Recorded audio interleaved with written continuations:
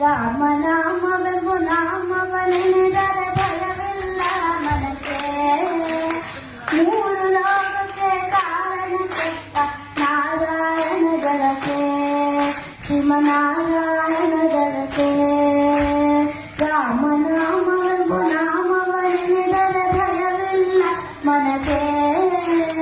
ಮೂರು ಲೋಕಕ್ಕೆ ಕಾರಣ ಕೆಟ್ಟ ನಾರಾಯಣ ಜಲಕ್ಕೆ, ಶ್ರೀಮನಾರಾಯಣ